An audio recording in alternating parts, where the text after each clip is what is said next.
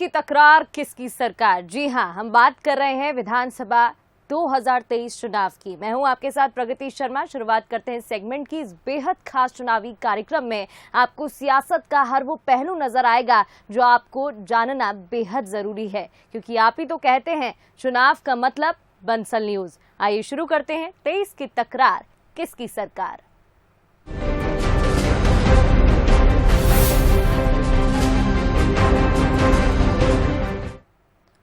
और अब सबसे पहले बात इलेक्शन टुडे की। इलेक्शन टुडे में पहली खबर है एमपी में प्रेशर पॉलिटिक्स। 2023 के विधानसभा चुनाव से पहले मध्य प्रदेश में प्रेशर पॉलिटिक्स शुरू हो गई है। सन्यासी और अधिकारी ने नई पार्टी बनाकर चुनाव लड़ने का ऐलान जो कर दिया है।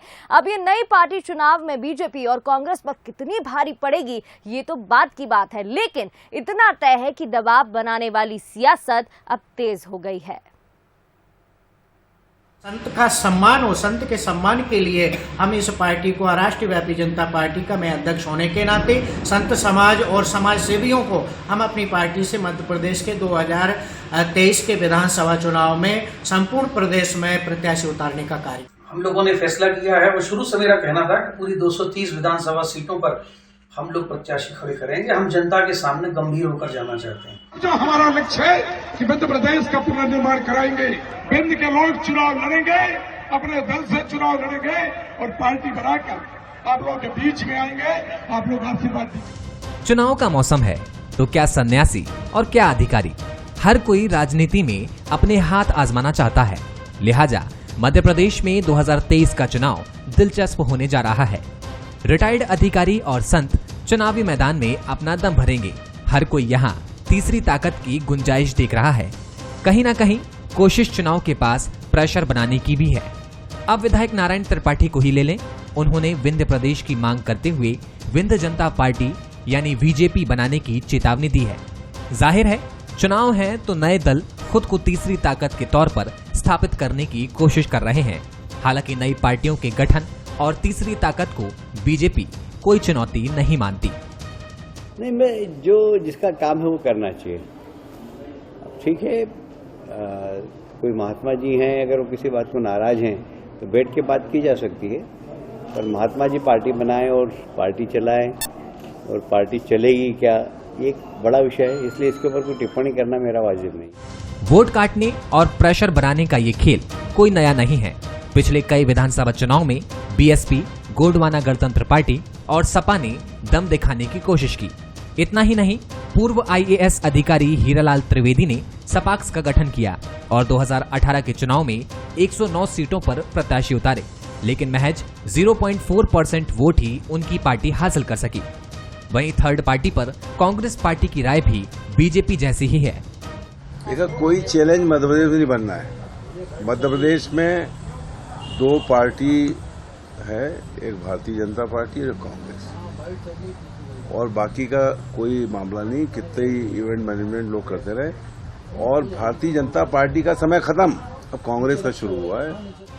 यूं तो मध्य प्रदेश में शुरुआत से ही मुकाबला कांग्रेस और बीजेपी के बीच रहा है, लेकिन 2023 के लिए असदुद्दीन ओवैसी की एआईएमआईएम और चंद्रशेखर की भीम आर्मी चुनावी हुंकार भर चुके हैं और अब सन्यासी और अधिकारी ने नई पार्टी बनाने का ऐलान किया है। हालांकि एक पार्टी ऐसी भी है जो चुपचाप अपनी रणनीति बना रही है और उस पर सबकी नजरें हैं, और वो है आम आदमी पार्टी। जिस तरह आम आदमी पार्टी ने निकाय चुनाव में सबको चौंकाया, उसके बाद से वो सबकी नजरों में आ गई है। खैर, देखना होगा कि विधानसभा चुनाव तक ये पार्टियां कहां तक टिक पाती हैं। Bureau report, Bansal news. और चलिए इलेक्शन टुडे में अब बात करेंगे कांग्रेस के मिशन बुंदेलखंड की। लंबे समय से बुंदेलखंड बीजेपी का अवैध किला रहा है, जिसमें सेंध लगाने के लिए कांग्रेस ने अपने सबसे मजबूत सेनापति को मैदान में उतारा है। पूर्व सीएम दिग्विजय सिंह इन दिनों बुंदेलखंड दौरे पर हैं, जिस पर अब सियासत भी गर्मा रही है। कांग्रेस का मिशन बुंदेलखंड, सियासी जमावट में जुटे दिग्गी। 2023 की लड़ाई में कोई कोर कसर न रह जाए, इसलिए कांग्रेस 2018 से सबक लेकर सियासी जमावट में जुट गई है और कांग्रेस का फोकस उन सीटों पर है जिन पर उसकी पकड़ कमजोर है। और इस काम में कोई और नहीं बल्कि पूर्व सीएम दिग्विजय सिंह जुटे हैं। इन दिनों दिग्विजय सिंह 5 दिनों के बुंदेलखंड दौरे पर हैं। एक तरफ तो रूठे कार्यकर्ताओं को मना रहे हैं, लेकिन कोई पार्टी को चुनाव का उम्मीदवार हो, आप लोग हमारी कांग्रेस के नींव के पत्थर हो, और नींव का पत्थर जो होता है वो कांग्रेस के प्रति समर्पित होता है, उम्मीदवार के प्रति समर्पित नहीं होता है। उम्मीदवार कोई भी है, लेकिन आप लोग डटकर मुकाबला करोगे और हम लोग जीत कर आएंगे। दिग्विजय सिंह के गेंद फेंकने की देर थी और बीजेपी ने तुरंत बल्ला घुमा दिया तो कैलाश विजयवर्गीय ने दिग्गी के दौरे को बीजेपी के लिए फायदेमंद बता दिया। दिग्विजय सिंह जी उत्साही है, इस उम्र में भी इतना उत्साह है, उसकी मैं प्रशंसा करता हूं। पर परिणाम उनको भी मालूम और हमको भी मालूम और आपको भी मालूम है कि वो कितनी भी मेहनत कर ले कांग्रेस इस प्रदेश में आएगी नहीं, क्योंकि कांग्रेस के प्रति लोगों को कोई विश्वास नहीं रहा। और ये हमारे लिए और शुभ हुआ कि 2018 में 15 महीने के लिए कांग्रेस आ गई, तो कांग्रेस को देख लिया, परख लिया, सिलेक्ट किया और रिजेक्ट कर दिया। दिग्विजय सिंह जी की जो अचानक सक्रियता शुरू हुई है उसके लिए मैं कमलनाथ जी को बधाई देना चाहता हूँ। वो ऐसे व्यक्ति को जरूर एक एक सीट पर भेजें, 230 सीटों पर भेजें, क्योंकि उन्होंने खुद कहा है वो जहाँ जाते हैं वहाँ वोट कट जाते हैं कांग्रेस के। तो 230 सीटों पर ही पूरे के पूरे वोट कट जाएं और कांग्रेस के वो काले दिन मध्य प्रदेश को कभी नहीं देखना पड़े। ऐसी अगर कोई योजना कमलनाथ जी ने बनाई है तो मैं उनको बहुत बधाई देना चाहूँगा। कोई तो जड़ों में मट्ठा डालता है, दिग्विजय सिंह तो वो चीज़ है कि जिस पेड़ के नीचे बैठेंगे उसकी जड़ में तेजाब डालेंगे। बुंदेलखंड के बहाने ही सही बीजेपी अपने सॉफ्ट टारगेट दिग्विजय पर हमलावर है, तो दिग्विजय भी सियासी बिसात बिछाने में जुटे हैं, क्योंकि दोनों ही पार्टियां जानती हैं कि एक एक सीट के क्या मायने हैं। Bureau report, Bansal news. तो दिग्गी राजा के दौरे से बुंदेलखंड की सियासत गर्मा रही है। चलिए अब आपको बुंदेलखंड की ही एक विधानसभा लिए चलते हैं। बुंदेलखंड का सियासी मिजाज हमेशा से अलग रहा है। दमोह की हटा सीट भी कुछ ऐसी ही है। सीट पर लंबे समय से बीजेपी का कब्जा है, लेकिन नगरीय निकाय के नतीजों ने कांग्रेस में भी उत्साह भर दिया है। तैयारियां दोनों तरफ से हैं और कह सकते हैं कि यहाँ 23 की तकरार जोरदार होने वाली है। इस वक्त हम मौजूद हैं दमोह की उपकाशी कहे जाने वाले हटा विधानसभा में। हटा विधानसभा में चुनाव की सुगबुगाहट शुरू हो गई है और राजनीतिक तैयारियां भी जोर शोर से चल रही हैं। आइए हम जानते हैं। दमोह की हटा विधानसभा जिले की सबसे बड़ी तहसील हटा के नाम से इसकी पहचान है और इसे बुंदेलखंड का उपकाशी भी कहा जाता है। ऐतिहासिक रूप से समृद्ध इस सीट पर सियासी समीकरण काफी दिलचस्प है। कभी ये सीट सामान्य हुआ करती थी और उस दौर में बीजेपी के कद्दावर नेता रामकृष्ण कुसमारिया और कांग्रेस के दिग्गज नेताओं में शुमार राजा पटेरिया यहां से प्रतिनिधित्व कर चुके हैं। 2008 में यहां के सियासी समीकरण बदले। सीट एससी वर्ग के लिए आरक्षित हुई, लेकिन राजनीति में सीट का दबदबा आज भी बरकरार है, जहां की राजनीति पूरे जिले को प्रभावित करती है। लंबे समय से यहां बीजेपी का कब्जा है, या यूं कहें कि 1990 से महज एक बार ही बीजेपी यहां चुनाव में हारी, जब 1998 में कांग्रेस के राजा पटेरिया यहां से चुने गए। सीट एससी वर्ग के लिए आरक्षित हुई तो बीजेपी की उमा देवी खटीक लगातार 2 बार विधायक रही। हालांकि बीजेपी ने 2018 में उमा देवी का टिकट काटकर पीएल तंतुबाई को टिकट दिया था, जिन्होंने जिले की सबसे बड़ी जीत हासिल कर बीजेपी का कब्जा बरकरार रखा। तंतुबाई को एक बार फिर टिकट मिलने और 5 साल में कराए कामों के दम पर जीत का भरोसा है और इसी भरोसे के साथ वो मैदानी तैयारी में जुटे हैं। भारतीय जनता पार्टी हमेशा ही चुनाव के लिए तैयार रहती है। वही स्थिति हमारे हटा विधानसभा की है। हम सभी लोग इस चुनाव के लिए तैयार हैं और जो हमारी सरकार की जनहितैषी योजनाएं हैं उनका लाभ जन जन तक पहुंचाने का लगातार प्रयास कर रहे हैं। इधर बीजेपी के दावों से उलट कांग्रेस भी मैदान में डटी है। हटा नगर परिषद के चुनाव में शानदार प्रदर्शन से कांग्रेस उत्साहित है और दावा यही है कि नगर परिषद की तरह ही विधानसभा के चुनाव में कांग्रेस की जीत होगी।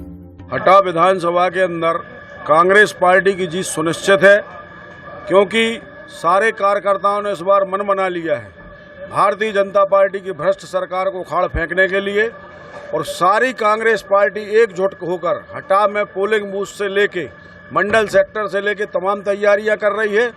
इसके पहले अभी नगर पालिका चुनाव में भी हटा में कांग्रेस पार्टी ने ऐतिहासिक विजय पूर्ण बहुमत से नगर पालिका बनाई है। आने वाले समय में ऐतिहासिक जीत हटा विधानसभा और दमोह जिले की चारों विधानसभाओं पर आप लोगों को देखने मिलेगी।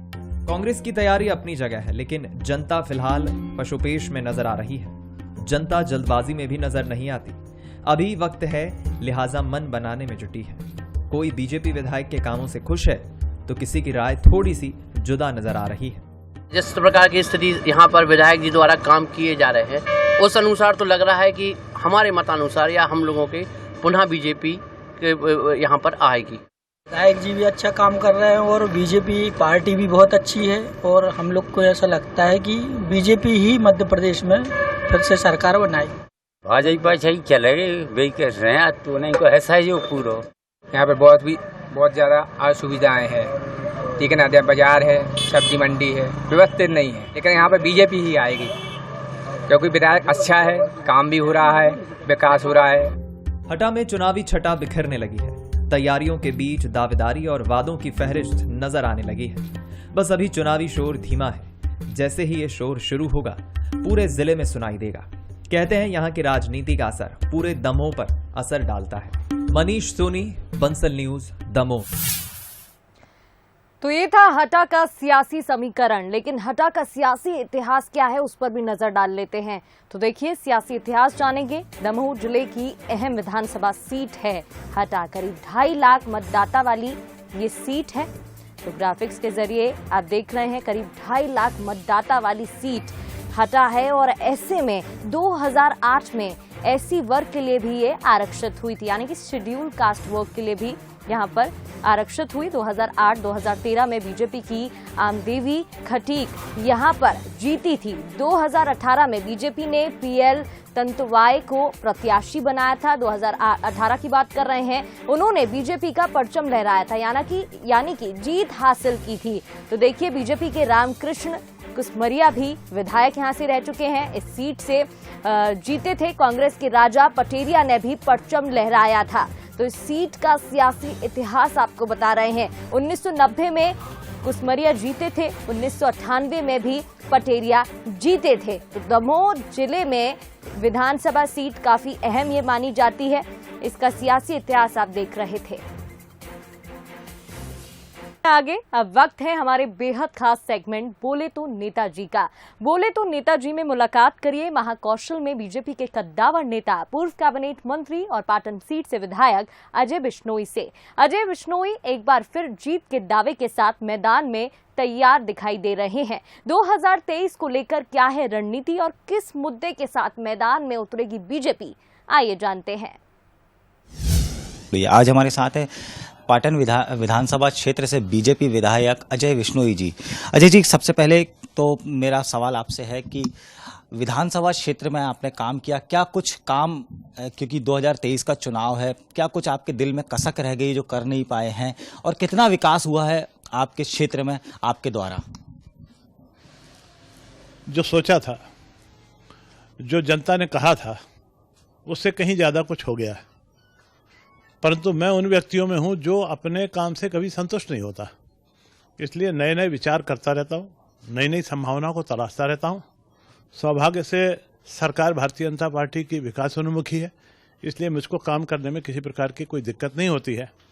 जो मैंने सोच के चला था पिछले 4 सालों में, उससे कुछ ज़्यादा कर पाया हूँ, और आगे के सपने बुनना उसके कारण मैंने बुनना प्रारंभ कर दिया। जो राजनीतिक पंडित है उनका कहना है कि इस बार का 2023 का चुनाव काफी कठिन रहने वाला है, तो क्या स्ट्रेटजी है? चुनाव को हमेशा एक चुनौती के रूप में लेना चाहिए, चाहे वो व्यक्तिगत चुनाव हो या पूरे प्रदेश का चुनाव हो या देश का चुनाव हो। तो कठिन चुनौती मान के यदि हम चुनाव को लड़ेंगे तो उसकी तैयारी अच्छे से करेंगे, और अच्छे से तैयारी करेंगे तो निश्चित रूप से सफलता अच्छे अंकों के साथ में प्राप्त करेंगे। जहाँ तक जो कुछ काम मैंने अपने क्षेत्र में अपने हिसाब से किया है और जनता के बीच में जो मेरा एक संवाद स्थापित है, उसके कारण मैं काफ़ी प्रकार से निश्चिंत हूँ कि जनता का आशीर्वाद मुझको फिर से मिलेगा।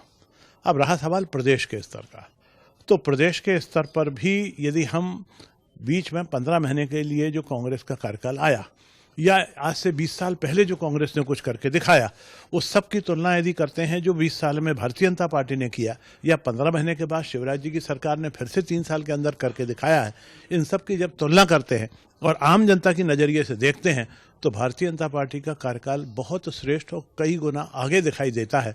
और ऐसा कोई कारण नज़र नहीं आता है जिसके कारण भारतीय जनता पार्टी को जनता दोबारा लाना पसंद नहीं करेगी। हर हालत में भारतीय जनता पार्टी की सरकार फिर से मध्य प्रदेश में बनेगी। मुद्दों को लेकर के आगे बढ़ेंगे इस बार विधानसभा चुनाव में, क्या मुद्दे रहेंगे जिसको लेकर के जनता के बीच में जाएंगे? देखिए, एक बात तो मैंने कही ना, जो हमने करके दिखाया है मैं सिर्फ सवाल रोड सड़क बना दी दिखती है, पानी की व्यवस्था कर दी दिखती है, सिंचाई की व्यवस्था कर दी दिखती है, घर घर नल जल पहुंचाने की दिशा में हम कई मीलों आगे बढ़ चुके हैं, वो भी दिखता है।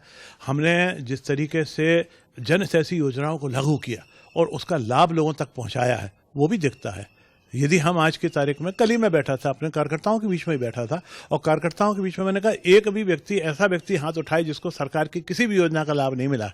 हमारे एक नेता जी ने हाथ उठा दिया कि मेरे को कुछ नहीं मिलता, मेरे को किसान सम्मान निधि भी नहीं मिलती क्योंकि मैं इनकम टैक्स पे हूँ। मैंने, यार तुम गलत कह रहे हो कि तुम्हें कुछ नहीं मिलता है, तुम किसान हो, बिजली का जो तुम्हारे पास बिल आता हैगा उसमें कितनी सब्सिडी है तुमको पता है? कहले हाँ मुझको पता है। तो हमने बिजली के बिल की सब्सिडी का लाभ उसको भी मिल रहा है जो इनकम टैक्स पेई किसान है।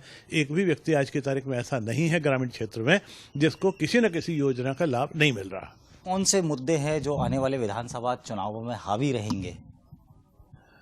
चुनावी मुद्दे हमेशा आते हैं सामने और उनके जवाब देना पड़ते हैं और कांग्रेस ने देख लिया कि चुनावी मुद्दे कौन से आने वाले हैं। भारतीय जनता पार्टी ने क्या क्या करके दिखा दिया, क्या देना शुरू कर दिया, क्या देने वाली है, तो उनका सारा इर्द गिर्द जितना भी है ना, हमने जो दे दिया है या हम जो देने की बात कर रहे हैं उससे आगे बढ़ के बातचीत करते हैं वो, परंतु उनके पास कोई नया नजरिया नहीं दिखता है। और चूंकि उनके पास कोई नजरिया नहीं है, उनके पास कोई जमीनी स्तर पर कोई संगठन नजर नहीं आता है, ये हमारे विश्वास को और अधिक बढ़ाता है कि हम चुनाव में सफलता प्राप्त करेंगे।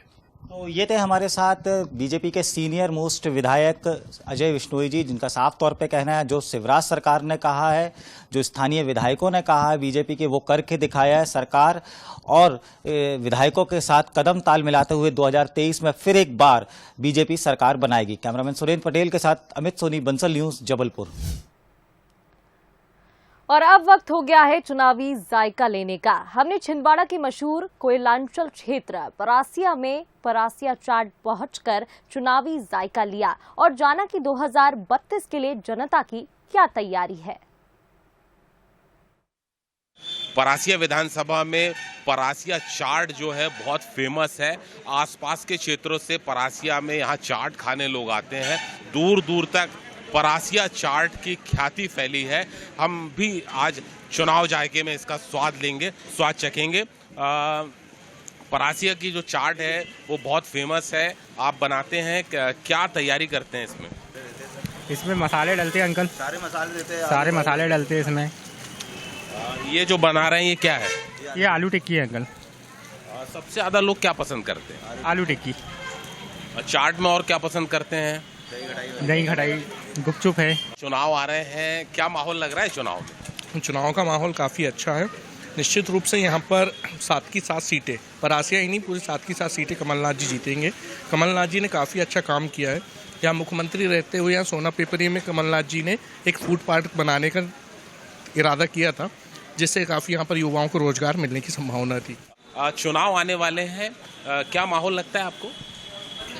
माहौल तो बहुत अच्छा है अभी यहाँ का, और सभी को कमलनाथ जी पे बहुत विश्वास है क्योंकि उन्होंने अपने प्रदेश के लिए बहुत कुछ किया और अपने जिले के लिए बहुत अच्छा करेंगे, इसलिए सभी जनता कमल जी के साथ है। चुनाव को लेकर क्या लग रहा है आपको? यहाँ तो कमलनाथ जी का चलता है। कमलनाथ जी अगर कांग्रेस की सरकार बनती है तो छिंदवाड़ा जिले का वो विकास होगा, और कमलनाथ जी ने 15 महीने में रह के ये दिखा दिया है। करोड़ों अरबों रुपए की कई सौगातें। इस दुकान में कब से काम कर रहे हैं आप? मेरे को हो गया 30-40 साल हो गए। मेरे को 30-40 साल हो गए हैं। क्या लग रहा है चुनाव में आपको, क्या माहौल लग रहा है? ठीक ही लग रहा माहौल। किसकी सरकार बनेगी? कमलनाथ की सरकार बनेगी।